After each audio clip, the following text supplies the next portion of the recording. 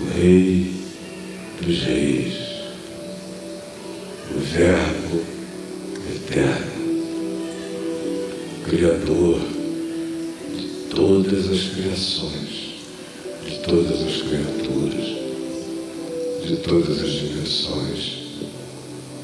És Deus na luz, és Deus nas trevas, és Deus nos lugares elevados, és Deus nos abismos, és Deus de quem sabe, és Deus de quem não sabe. Só Tu és Deus. E nós nos curvamos diante de Ti. Não tens inimigos, não tens adversários.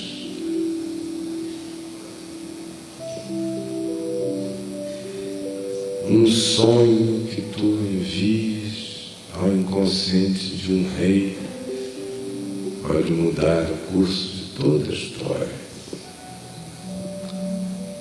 Não existe ninguém com poder. Se tu disseres, ai de ti, ou teu tempo acabou, não há nenhum Nabucodonosor que prossiga. Não há nenhum ser poderoso que, recebendo o decreto da loucura, no dia seguinte não paste com os animais. Por isso, e porque Tu provas o Teu amor para conosco,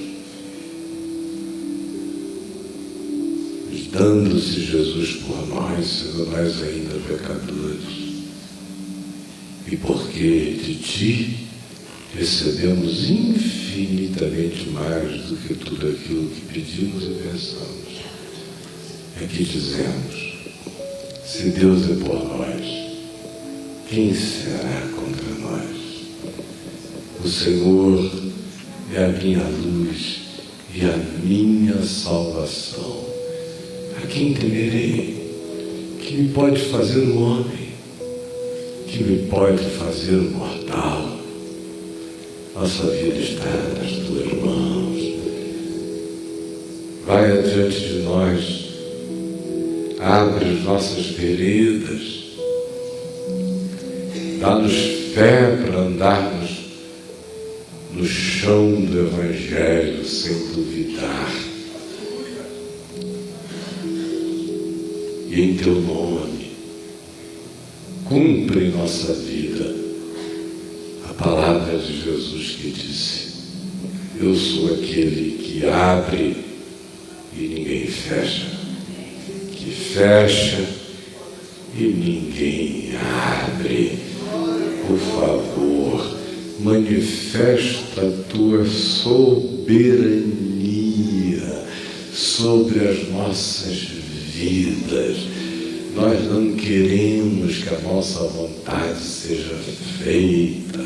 Nossa vontade é turva, é enganosa, é psíquica, é almática, é animal, é química, é volúvel, é miragem, é projeção, é transferência, às vezes é inveja, nossa vontade às vezes é orgulho, nossa vontade às vezes é apenas carência, nossa vontade às vezes é apenas morte. Por isso, que não seja feita a nossa vontade, mas que seja feita a Tua vontade em nossa vida, porque a Tua vontade é amor, é justiça, é verdade, é paz, é alegria no Espírito Santo. E só um louco não quer isto. Só um louco troca isso por caprichos que geram noites de choro. Só um louco troca isto por fixações que destroem a paz. Só um louco troca isto por miragens que nos roubam a realidade do que é. Pelo amor do teu nome, acorda-nos e coloca em nós o desejo da tua vontade, que é boa, que é perfeita, que é agradável e que realiza em nós a plenitude do teu bem para a nossa vida. Por favor, é em teu nome, Pai, que nós pedimos.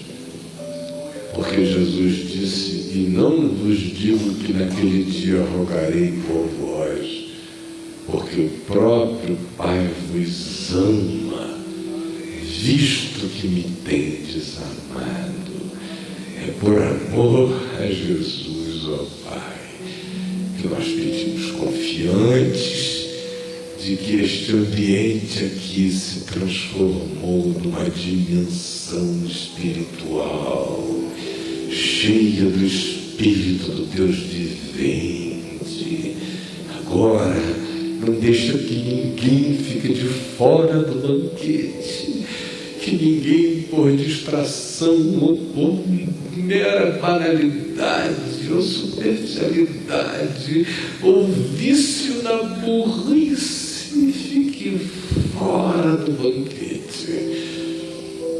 Traze-nos a todos para a sala do banquete e serve-nos e envia anjos que nos sirvam com misericórdia, com bandejas de misericórdia, com taças de graça, com tições tirados do fogo que queimem os nossos lábios, ou com ordens de libertação que digam: levanta-te depressa e anda. Realiza de modo sobrenatural,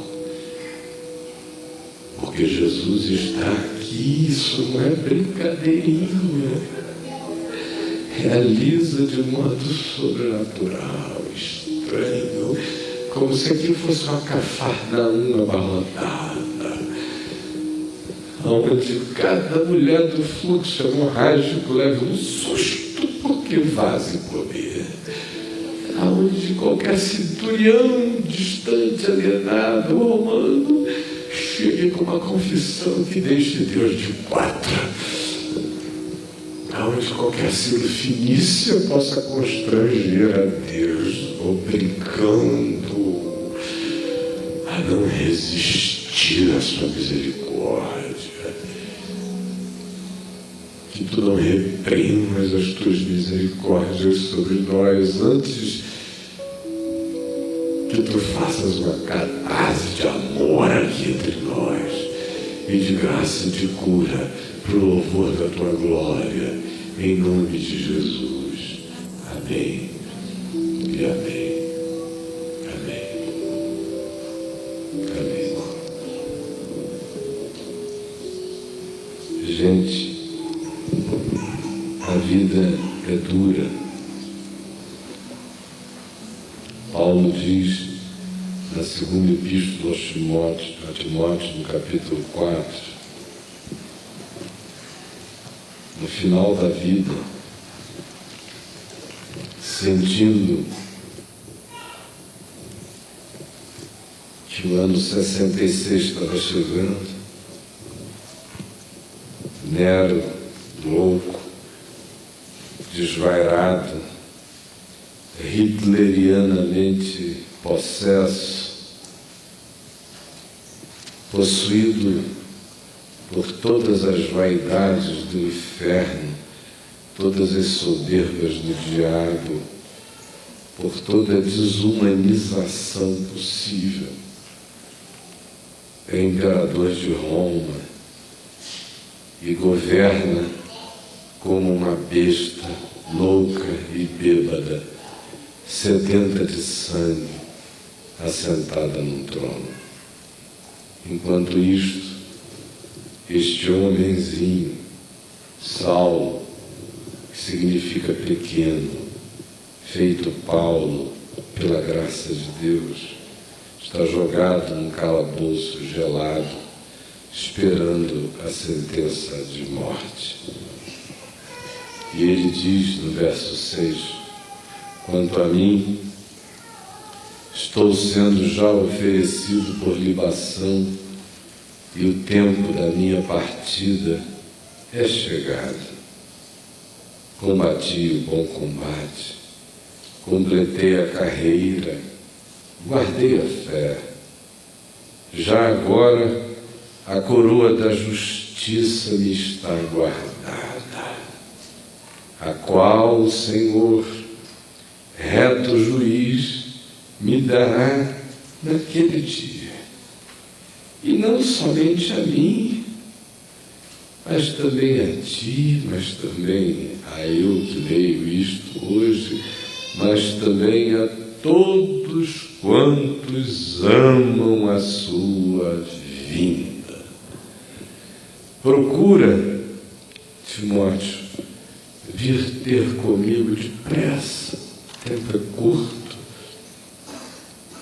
porque Demas, que tinha sido amigo dele em outras ocasiões, ele fala desse homem com tanto carinho, escrevendo aos Colossenses, no capítulo 4, ou mesmo na carta a Filemon. Era um amigo de jornadas, mas na hora em que o bicho pegou, Paulo diz, porque Demas, tendo amado o presente século, a sobrevivência, a autopreservação para este mundo, me abandonou e se foi para Tessalônica. Crescente foi para a Galácia, Tito para a Dalmácia, somente Lucas está comigo. Toma contigo a Marcos, que era primo de Barnabé, que já tinha andado com Paulo até o dia em que desistiu de seguir a viagem e queria retornar para casa, e houve discussão entre Paulo e um tio dele, Barnabé, de modo que o próprio Paulo e Barnabé se separaram. Anos depois, Paulo diz, toma contigo a Marcos e traze-o, porque não há karma, porque não há ressentimento, porque não há amargura, porque o Evangelho é maior do que a criancice de qualquer tempo ou hora, e traze-o, pois me é útil para o ministério.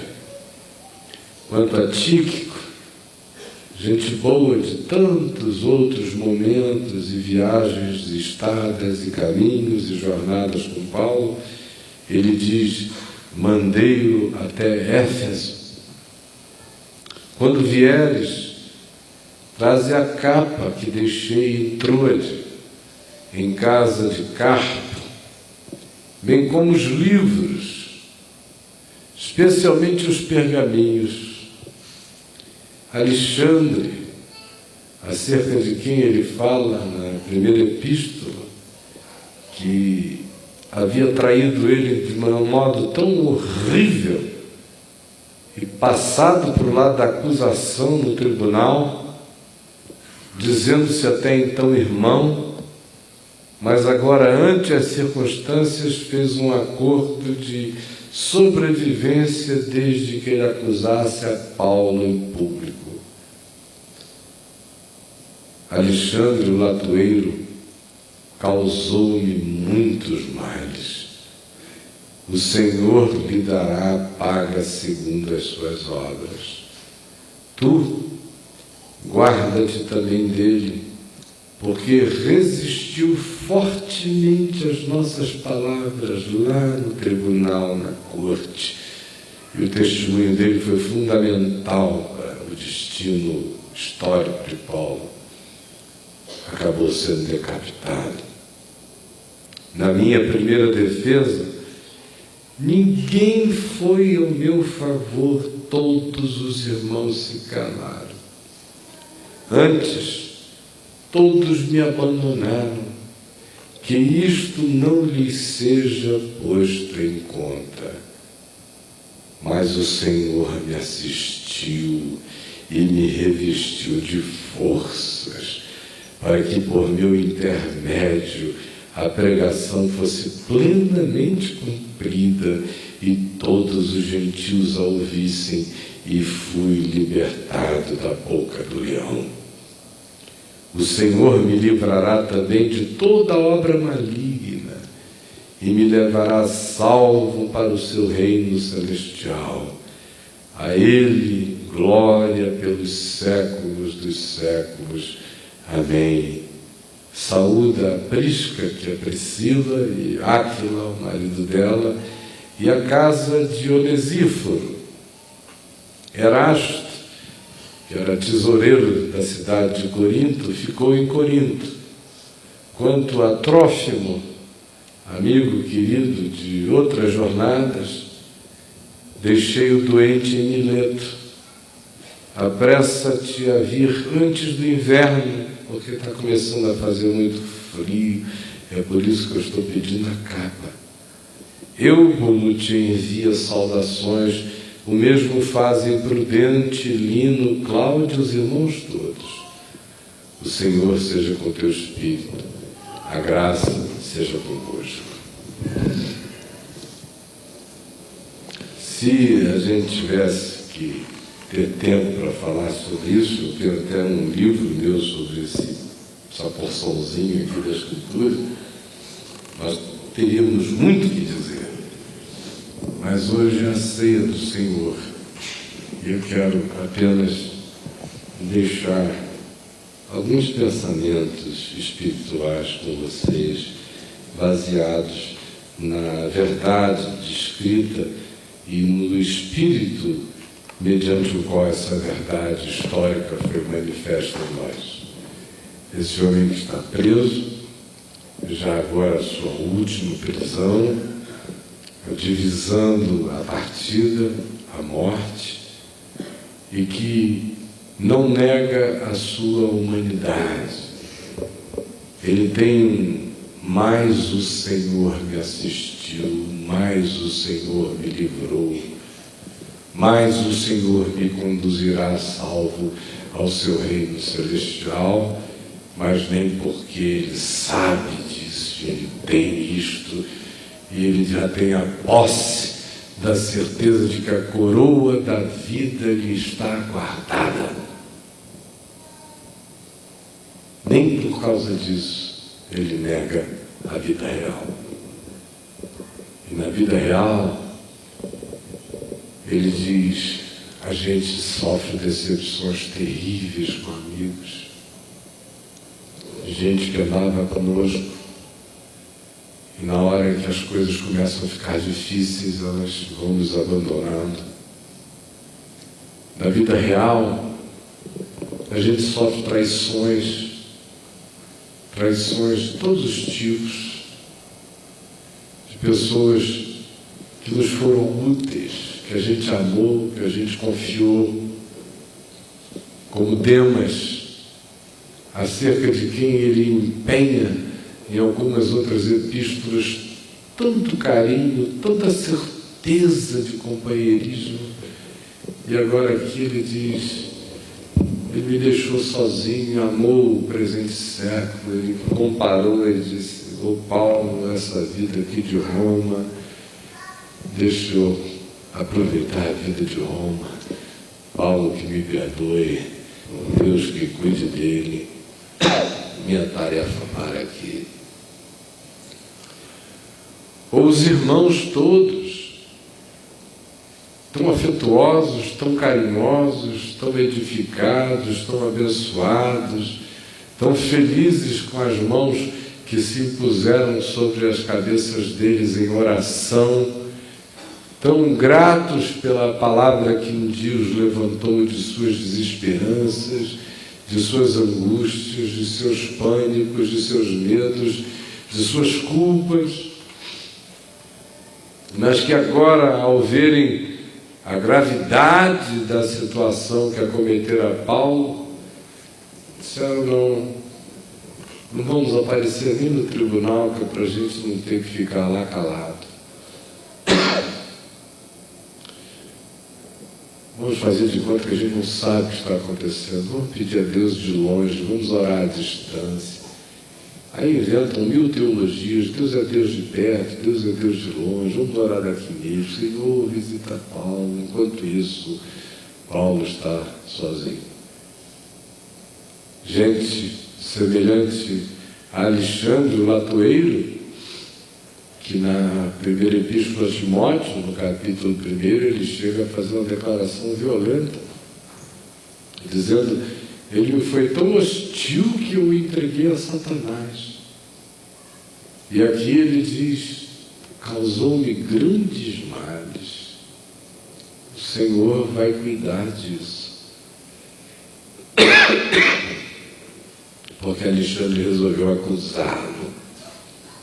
Tivesse antes tido a covardia dos que não apareceram, esse foi muito mais distante. Ele ignorou tudo que ele sabia sobre o Evangelho, sobre Paulo, sobre a vida, sobre a sinceridade dele na palavra. E levantou-se como um Judas sem remorso para acusar até o fim. Aí ele lembra daqueles amigos queridos que, por circunstâncias diversas, não estavam presentes. Quem tinha ido a Galácia, a Dalmácia, quem tinha ido a Éfeso, cumpriu papéis, tarefas, missões, incumbências, até delegações de Paulo, mas que nem por causa disso deixavam de deixar para trás abismos imensos de necessidade afetiva, de toque, de carinho, de afeto, de abraço. No meio disso tudo, ele diz: somente Lucas está comigo. E a graça de Deus é sempre assim. Tem uns que não podem estar, mesmo querendo. Há outros que poderiam estar, mas decidem não estar, porque o estar conosco compromete a imagem deles, os interesses deles, os empregos deles, o que eles julgam ser a melhor gestão da vida deles, e eles se ausentam. Há aqueles que vão para além disso, que talvez tomados por pulsões de sentimentos, de vaidades, de frustrações, de comparação, de inveja, guardada sob disfarçada piedade, à semelhança de Demas, na hora em que as coisas apertam, ele diz: esse homem não vai valer a minha vida nem o meu compromisso. Ou pior ainda, a semelhança de Alexandre, dizem: levantar-me-ei contra ele, e já que dele não posso ter mais nenhum benefício, pela desgraça dele terei o meu lucro. E há aqueles que estão com a gente sempre. Não são a maioria, mas são uma multidão. Lucas, somente Lucas está comigo.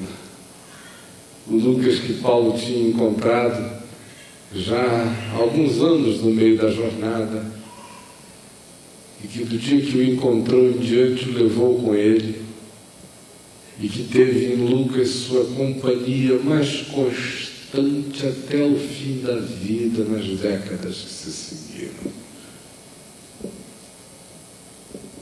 Aí ele vem e sente frio, calabouço gelado, e ele diz: traz a capa. A vida é tediosa. A prisão na qual ele está não é como aquela descrita em Atos 28, que é uma casa aberta, onde ele pode receber pessoas, ensiná-las, evangelizá-las, atendê-las e orar com elas. Não. Aqui, nessa última prisão, o calabouço é frio, distante, impermeável, impenetrável e tedioso. Paredes baixas, úmidas, fétidas, cheias de fungo.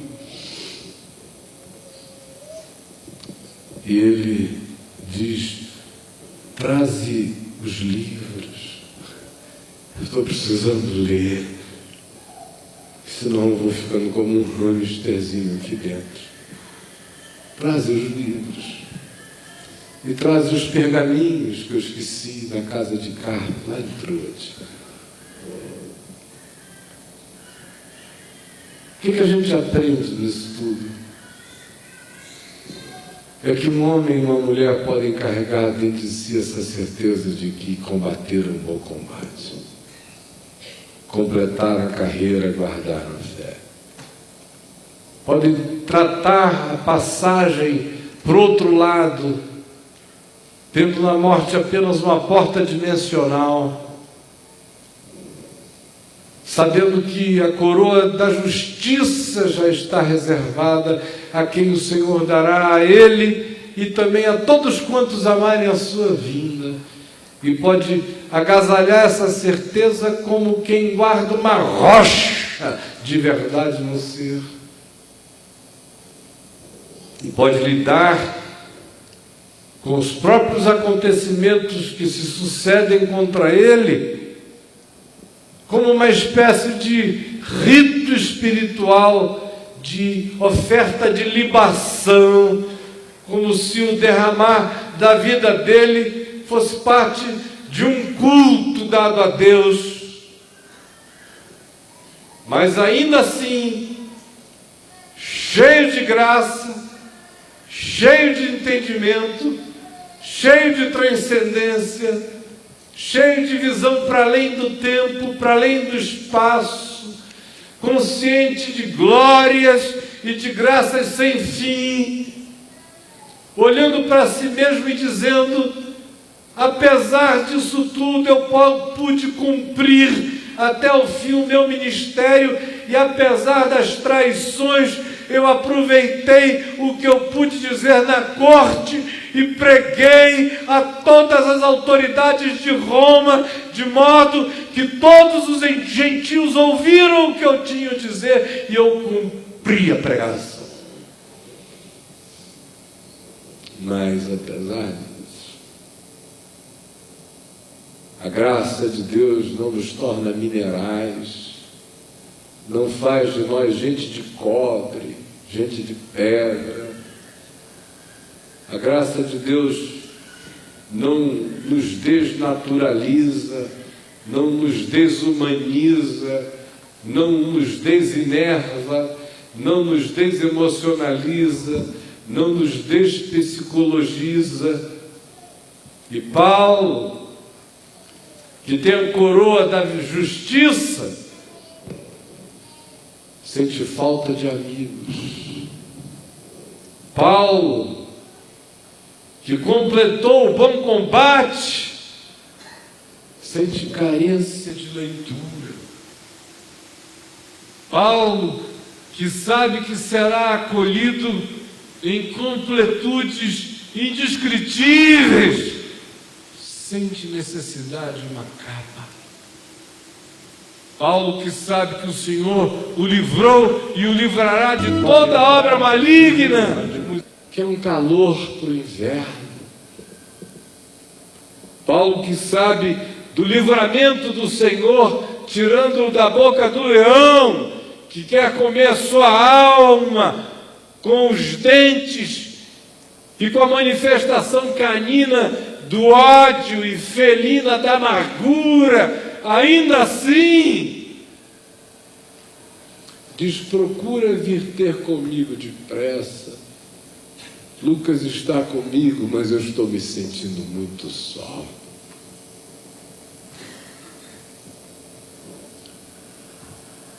Acaba aqui essa espiritualidade cristã mentirosa, falsa, perniciosa, hipócrita, desumanizante, que impede alguém de dizer que está doendo, que está sofrendo, que está carente, que sente necessidade de amigos, impede alguém de chorar dizendo traição dói, impede alguém de dizer os males que ele me fez foram tão grandes que Satanás só pode ter tomado posse dele e que o Senhor tenha misericórdia. Do contrário, o caminho de Alexandre o Latueiro é desgraça até o fim. Cheio de graça, cheio de glória, mas sem nenhuma vergonha de dizer que está com frio, que está carente, que quer um abraço, que quer um beijo, que quer um amigo, que quer mais amigos, que sente falta de quem foi e ainda não voltou, que sente dor por quem não apareceu para dizer eu sou amigo, e que sente a tristeza enorme de pensar em alguém que andou anos e anos e anos com ele e agora ama o presente aion, a presente era, a presente oportunidade e se desconecta do Evangelho. A coroa da justiça lhe está reservada, mas nem por causa disso ele deixa de sentir a dor da injustiça profunda de um Alexandre o Latueiro que se transforma num Judas perverso.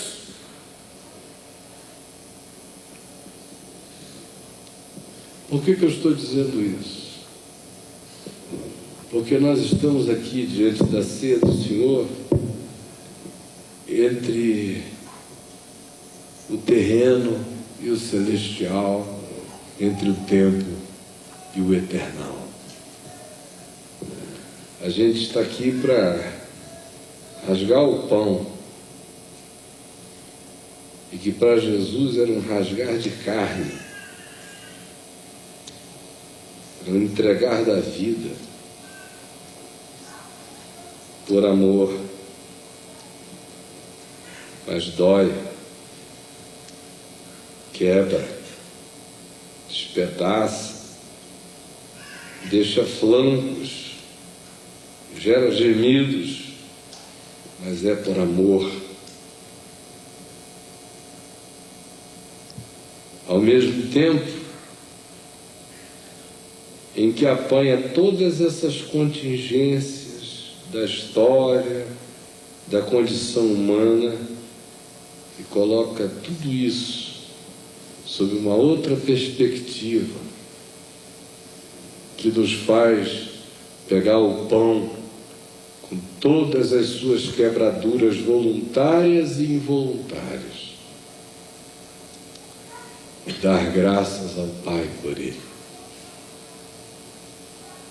Ao mesmo tempo em que nos lembra que o sangue de Jesus que foi derramado por nós e por todos, para a remissão dos nossos pecados, tem suas manifestações de derramar de sangue, de alma, de vida, de amor, de afeto, também nosso, não porque o nosso purifique ou resgate, mas porque as contingências da vida ferem.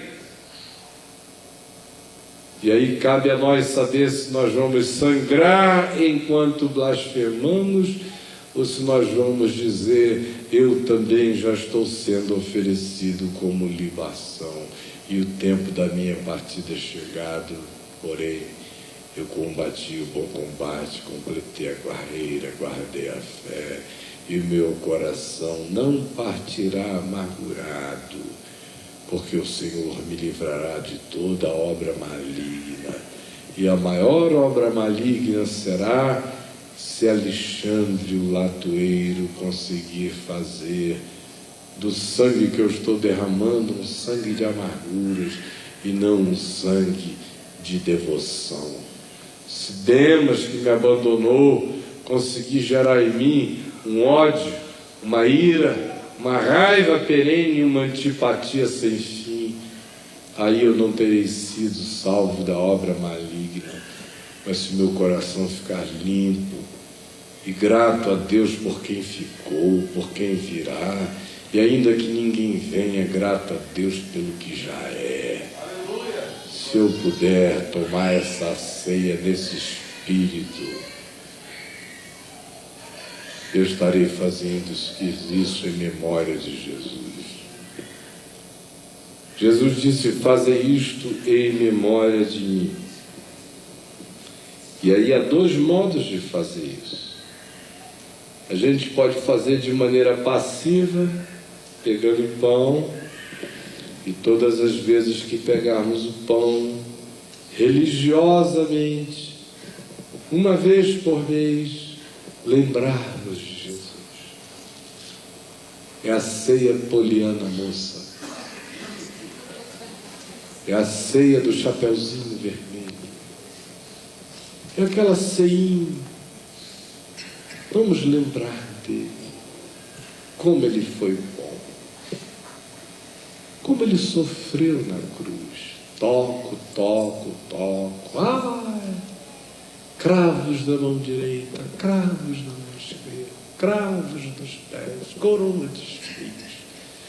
E sermos apenas aqueles devotinhos da crucificação, como a maioria é. Ou podemos entender, fazer isto em memória de mim, todas as vezes que comerdes ou partirdes desse pão, fazer isso em memória de mim, como algo muito maior. Cada pão que vocês comerem nessa vida, comam pensando em mim. Comam pensando em como eu comi todos os pães.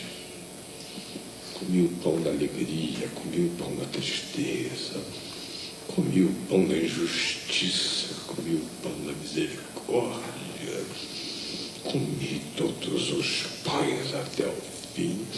Só não transformei pedra em pão, mas pão eu nunca me neguei a comer, pão eu nunca me neguei a abençoar. Você escolhe se você quer comer o pão da crucificação ou se você quer comer o pão da cruz.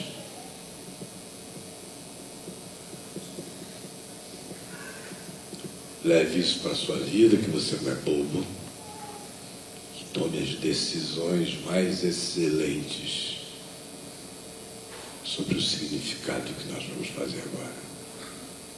Enquanto você diz: eu sei do céu, eu sei da terra, nada da terra que eu deixe de experimentar e que eu não me negue a constatar, por mais difícil que seja. Eu não vou negar, eu vou chamar pelo nome. Traição é traição, dor é dor, tristeza é tristeza, abandono é abandono, saudade é saudade, frio é frio, tédio é tédio. Vou encarar essa realidade, mas eu não vou me deixar imergir nela, nem me controlar por ela. Eu não a nego, mas eu não me entrego a ela, porque isso seria deixar que a obra maligna prevalecesse. Ao contrário, eu olho para cima e eu sei que eu estou vivendo isso porque eu estou combatendo um bom combate. E nada disso vai me mudar, porque eu estou completando a carreira. E nada disso vai diminuir, porque eu estou guardando a fé intacta dentro de mim. Que este seja o espírito do pão que comeremos e do vinho que beberemos, em nome de Jesus. Amém. Eu quero pedir a alguns irmãos que desejam para virem até aqui à frente, me ajudarem a distribuir o pão e o vinho.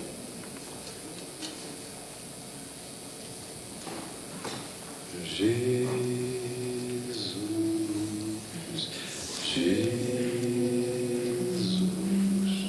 podem ir quebrando. Que sede rachando.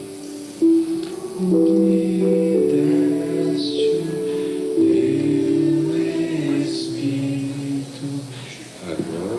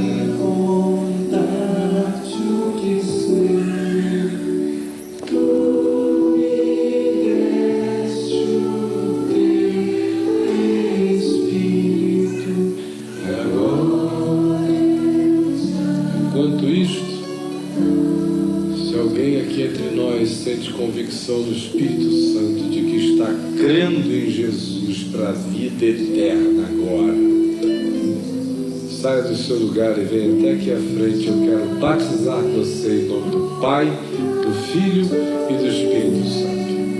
Se você quiser, é agora. Se você ouviu a voz dele agora e foi com você e é para sempre, não precisa esperar um mês, nem um ano, nem classe de catequese. Basta o convencimento do Espírito Santo. Venha. Mas venha sem dúvida.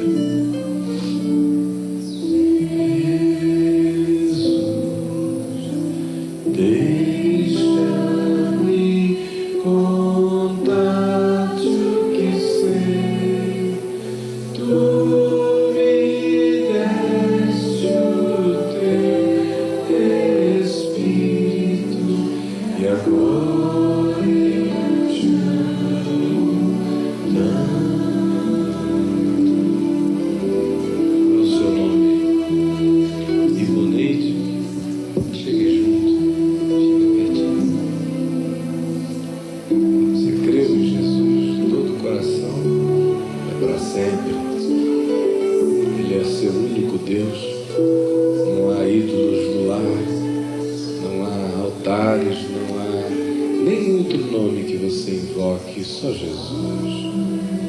Então eu te batizo em nome do Pai e do Filho e do Espírito Santo, nesta aliança eterna que homem nenhum pode desfazer ou desfará, em nome de Jesus e Ivanete. Deus te abençoe.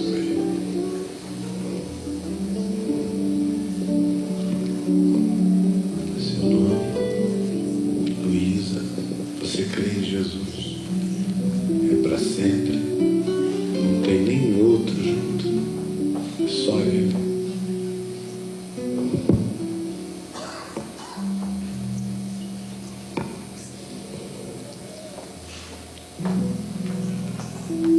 Minha irmã, eu te batizo em nome do Pai, que te ama, do Filho,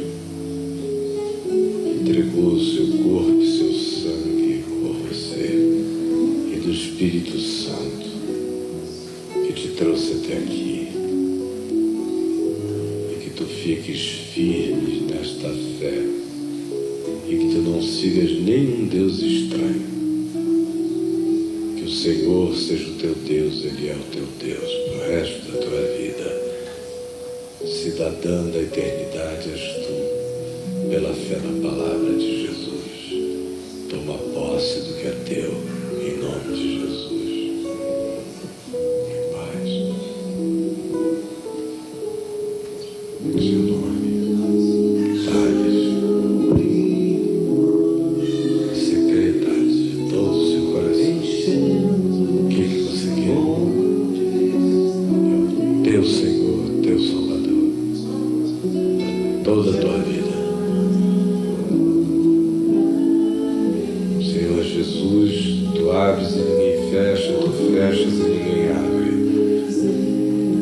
E aqui tu abriste, tu puseste, tu estás dentro, e tu dás a garantia de que ninguém vai tirá-lo desse lugar que agora ele tem em Cristo Jesus para o resto da sua vida.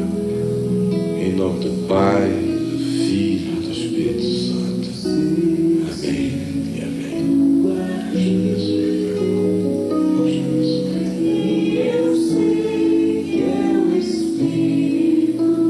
Vamos cantar os que sabem seu nome. Já poderemos todos perceber a presença de Jesus Salvador.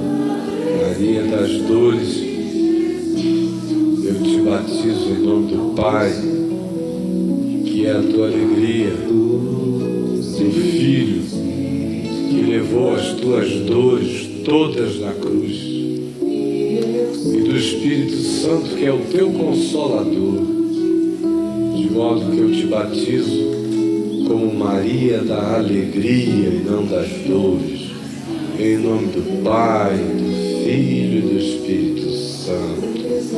Que esse seja o nome do teu Espírito, na graça e no poder do Espírito Santo, todos os dias da tua vida. Em nome de Jesus, com todo amor. Amém. Deus te abençoe. Paz.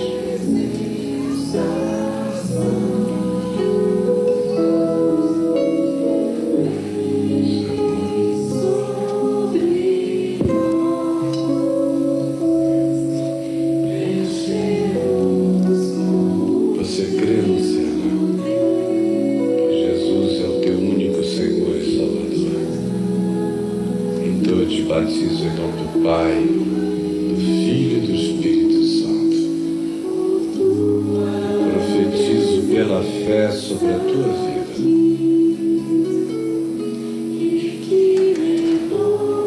Que a tua tristeza, que as tuas depressões,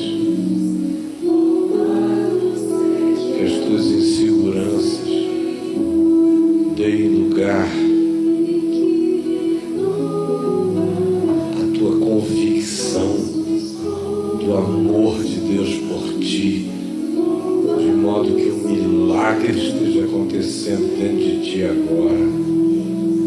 Que toda a tua mente mude, que o modo como tu te vês mude e que tu te vejas bem, porque tu estás em Cristo Jesus. Assim eu te batizo em nome do Pai e do Filho e do Espírito Santo. Amém e amém. Deus te abençoe. Em nome do Senhor. Senhora, seu nome.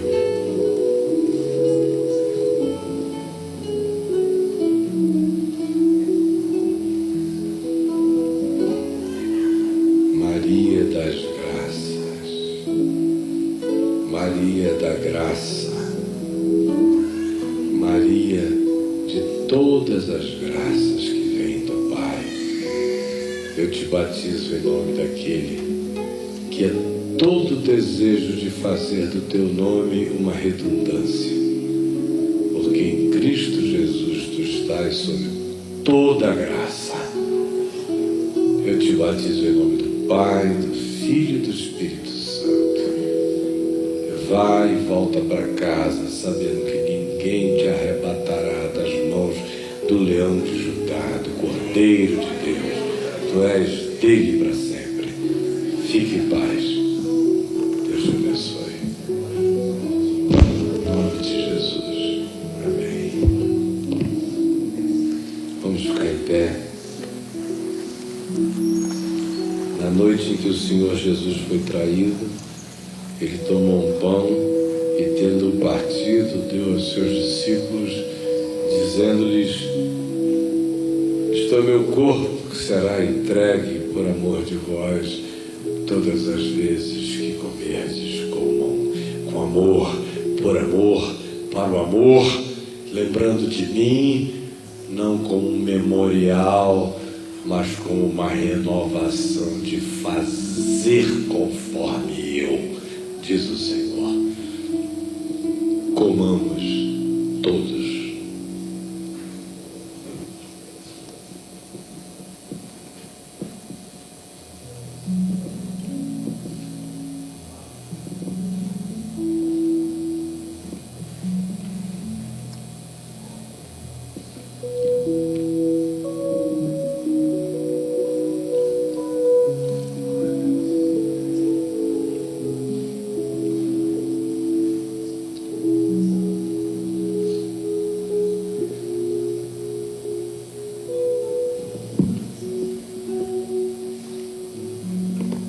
Este cálice é a aliança do meu sangue, será derramado por amor de vós. É o sangue do Cordeiro imolado antes da fundação do mundo. É o sangue que foi simbolizado nas milhões de oferendas feitas nos altares da piedade, na primitividade da fé, quando só se tinham símbolos e arquétipos. Esse é o sangue profetas com ele sonharam. É o sangue que eu encarno e que será derramado pelo mundo. É o sangue da advocacia eterna de todas as causas perdidas. É o sangue da propiciação pelos nossos pecados, e não somente pelos nossos próprios, mas ainda pelos do mundo inteiro. Todas as vezes que beberdes este cálice, disse Jesus, lembrem de que o Espírito é esse. Eu fiz por vocês. Vocês me repitam em misericórdia, que não poupa a vida, antes se entrega, e façam isso lembrando de mim, para que a lembrança de mim seja espírito e vida, fazendo vocês viverem conforme o pacto deste cálice. Bebam dele todos.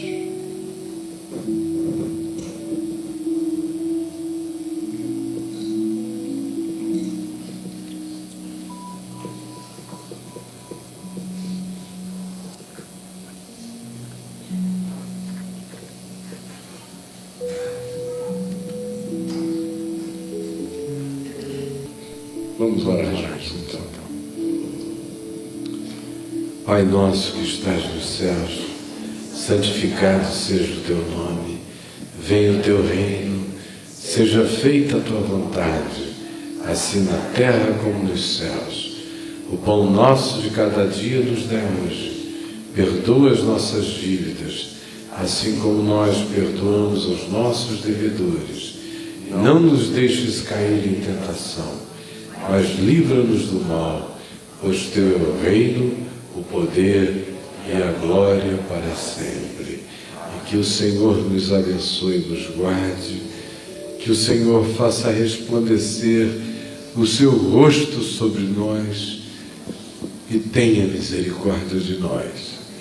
Que o Senhor sobre nós levante o seu rosto e nos dê a paz. Em nome de Jesus. Em nome de Jesus.